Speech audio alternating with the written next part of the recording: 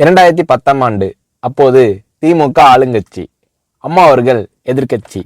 ஒரு பெரிய மிரட்டல் விடுத்து அம்மா அவர்களுக்கு எதிராக மதுரை மாவட்டத்தில் பல இடங்களில் போஸ்டர் ஒட்டியிருந்தார்கள்.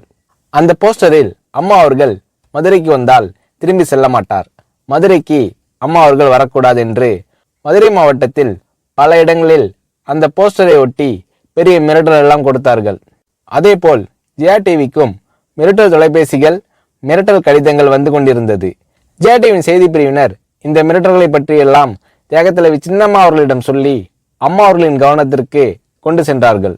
அம்மா அவர்கள் துணிச்சல், வீரம், கம்பீரம் இவற்றின் ஒட்டுமொத்த உருவம்.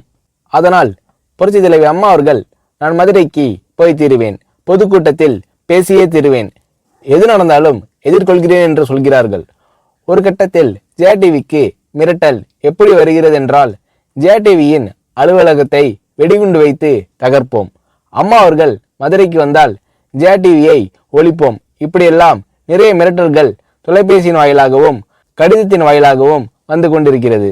இந்த மிரட்டல்களை எல்லாம் கடந்து அம்மா அவர்கள் மதுரைக்கு சென்று பிரம்மாண்டமான பொதுக்கூட்டத்தில் லட்சக்கணக்கான மக்கள் மத்தியில் எழுச்சி உரையாற்றும் போது, ஒரு எதிர்க்கட்சியின் தலைவி என்ற முறையில் என்னை நீங்கள் மிரட்டுங்கள், ஒரு எதிர்க்கட்சியினை நான் நடத்துகிறேன் என்பதற்காக கழகத்தை மிரட்டுங்கள், ஜெயா டிவியை எதற்காக மிரட்டுகிறீர்கள், ஜெயா டிவியின் அலுவலகத்தை நீங்கள் தகர்ப்பீர்களா, ஜெயா டிவியை நீங்கள் ஒழித்து கட்டிவிடுவீர்களா, பார்க்கலாமா, ஜெயா டிவியை ஒழித்து கட்டிவிட்டால் என்னுடைய அரசியல் குரலை ஒழித்து விடலாம் என்று கனவு காணுகிறீர்களா?